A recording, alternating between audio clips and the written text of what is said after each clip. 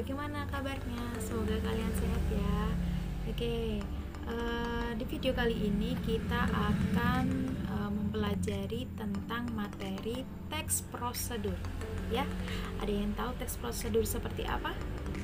Oke, nanti kita akan bahas bersama di video-video yang akan saya tayangkan nanti, dan nantinya akan kalian catat sebagai bahan materi mengenai teks prosedur ya.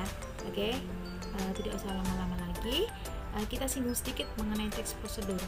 Kalian pernah nggak melakukan sesuatu, misalkan kalian membuat nasi goreng, kalian ingin mematikan komputer, kalian ingin membuat kerajinan, itu kan pasti ada prosedur-prosedur atau langkah-langkahnya.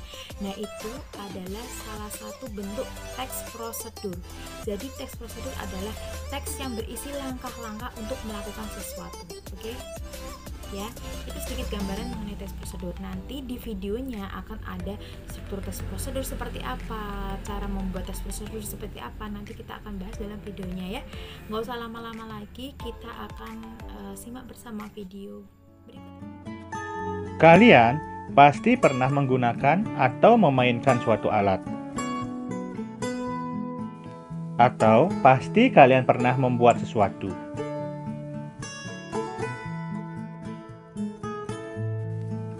Begitupun dengan melakukan sesuatu seperti menari, pasti pernah kalian lakukan. Tentunya, semua kegiatan itu menggunakan suatu prosedur.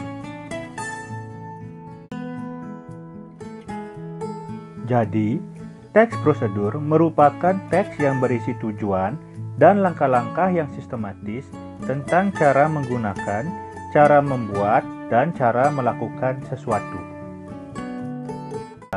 Menjelaskan kegiatan yang harus dilakukan agar pembaca atau pemirsa dapat secara tepat dan akurat mengikuti sebuah proses. Ciri dari teks prosedur. Yang pertama, merupakan panduan langkah-langkah yang harus dilakukan. Yang kedua, aturan atau batasan dalam hal bahan atau kegiatan dalam melakukan sesuatu. Dan yang ketiga, isi kegiatan yang dilakukan secara urut. Kalau tidak urut, berarti disebut tips.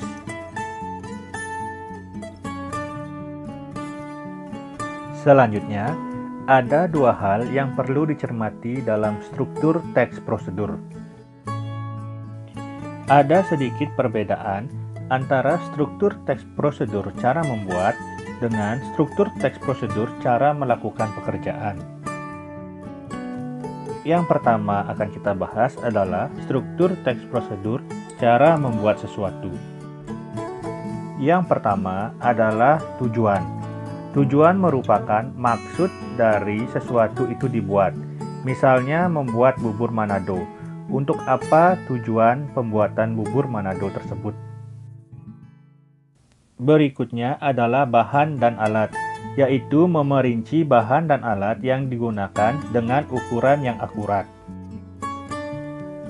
Ketiga adalah langkah-langkah. Langkah-langkah harus diurut secara rinci, tahap demi tahap, dan tidak boleh dibolak-balik. Terakhir adalah bagian penutup. Bagian ini berisi penekanan pada keuntungan atau ucapan selamat dalam membuat sesuatu. Tujuan berisi pengantar umum sebagai penanda apa yang akan dibuat atau dilakukan, serta berisi sedikit kata-kata motivasi. Yang kedua adalah langkah-langkah, berisi urutan langkah-langkah yang sistematis dan tidak boleh dibolak-balik. Terakhir adalah penutup. Penutup biasanya bersifat pilihan dan berisi kata-kata motivasi. Karena sifatnya yang pilihan, penutup tidak wajib untuk dicantumkan. Perintah. Kalimat yang mengandung makna memerintah atau meminta orang untuk melakukan sesuatu sesuai keinginan penyuruh. Contoh, posisikan tubuh sejajar dengan monitor. Bentuk pasif. Kalimat yang subjeknya dikenai suatu perbuatan atau aktivitas. Biasanya menggunakan imbuhan ter dan di. Contoh, tombol keyboard ditekan dengan lembut. Ditekan merupakan bentuk pasif. Penggunaan kriteria atau batasan merupakan kalimat yang rinci dan jelas batasannya agar orang bisa melakukan seperti apa yang diminta. Contoh, masukkan garam 2 sendok teh. Angkat kaki kanan setinggi lutut. 2 sendok teh merupakan kriteria batasan, dan angkat kaki kanan setinggi lutut juga merupakan kriteria batasan. Adverbia atau kata keterangan adalah kelas kata yang memberikan keterangan kepada kata lain seperti verba atau kata kerja dan adjektiva atau kata sifat. Keterangan cara.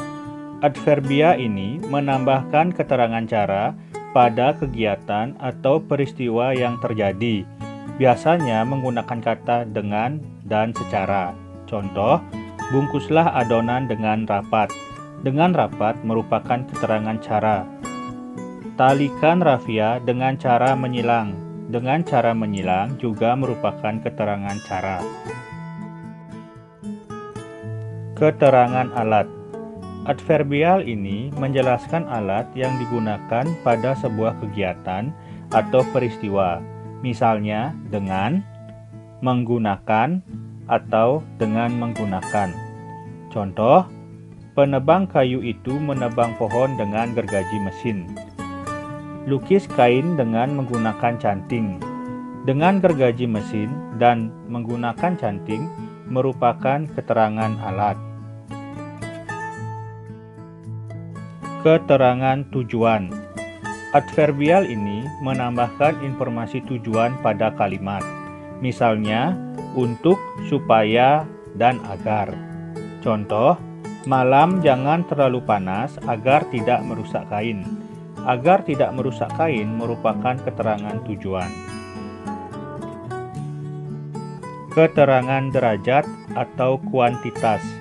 Kata ini menambahkan keterangan kuantitas pada sebuah kalimat yang disertainya. Contoh, setelah dicelup, angkat kain secepatnya. Secepatnya merupakan keterangan derajat atau kuantitas. Ulangi gerakan selama 3 kali. 3 kali merupakan keterangan derajat atau kuantitas. Keterangan syarat. Kata keterangan ini menambahkan keterangan syarat terjadinya sesuatu. Misalnya, kata jika. Contoh, jika gula terlalu banyak akan cepat gosong. Keterangan akibat. Kata keterangan ini menambah keterangan akibat yang ditimbulkan dari suatu peristiwa atau kegiatan. Misalnya, hingga, akibatnya, sehingga, sampai, menjadi, dan sebagainya. Contoh, goreng adonan hingga kecoklatan. Ulangi kegiatan sampai bahan habis. Kata hingga dan sampai merupakan keterangan akibat. Kalimat saran merupakan kalimat yang berupa pendapat atau usul yang dikemukakan untuk dipertimbangkan. Misalnya, sebaiknya, selayaknya, seyogyanya, seharusnya, dan sebagainya. Contoh, keju sebaiknya dimasukkan sebelum kue menjadi dingin. Kalimat larangan. Kalimat perintah yang melarang suatu perbuatan. Misalnya, jangan, dilarang, hindari, dan sebagainya. Contoh, jangan memasukkan minyak terlalu banyak. Konjungsi atau kata penghubung merupakan kata atau ungkapan yang menghubungkan antar kata, antar frasa, antar klausa, dan antar kalimat. Misalnya, sebab, karena, atau, namun, kemudian, lalu, sebelum, setelah, dan sebagainya. Contoh, masukkan santan setelah daging empuk. Pelesapan. Pelesapan merupakan penghilangan unsur subjek, predikat, objek, keterangan pada suatu kalimat secara sengaja agar kalimat lebih efektif. Contoh, kalimat 1, keringkan sepatu. Setelah kering, kemudian semir agar mengkilap. Kalimat 2, keringkan sepatu, kemudian semir agar mengkilap. Pada kalimat 2, kata setelah kering dilesapkan atau dihilangkan sehingga kalimat 2 menjadi lebih efektif. Kata acuan merupakan semua kata yang dipakai untuk mengacu kata yang sudah dijelaskan sebelumnya. Misalnya, ini, itu, nya, kata ganti, dan sebagainya. Contoh, tutup adonan donat. Adonan itu dibiarkan 30 menit. Kata itu merujuk pada kata donat. Akhiran i dan akhiran kan. Akhiran i dipakai jika objek dalam kalimat tidak bergerak, sedangkan akhiran kan dipakai jika objek bergerak. Contoh, lumuri loyang dengan mentega. Lumurkan mentega pada loyang. Kata lumuri berarti loyang tidak bergerak. Sedangkan lumurkan mentega berarti mentega bergerak. Nah, kalian sudah simak kan videonya seperti apa mengenai materi teks prosedur itu seperti apa? Pastinya kalian pernah melakukan hal itu kan ya. Jika kalian sudah paham, kalian sudah catat belum? Jika belum dicatat, silahkan dicatat terlebih dahulu dan nantinya akan dilaporkan seperti biasa. Difoto lalu dikirimkan ke WA saya, laporan seperti biasa. Jika sudah, begitu saja. Jika ada yang kurang paham, nanti silahkan ditanyakan. Oke, nggak usah takut, nggak usah malu, silahkan bertanya jika ada yang kurang paham. Oke, sekian dulu video pembelajaran kali ini. Semoga apa yang kita sampaikan, apa yang kita pelajari bersama menjadi sumber belajar kita kali ini, hari ini. Oke, kurang lebihnya saya mohon maaf. Wassalamualaikum warahmatullahi wabarakatuh.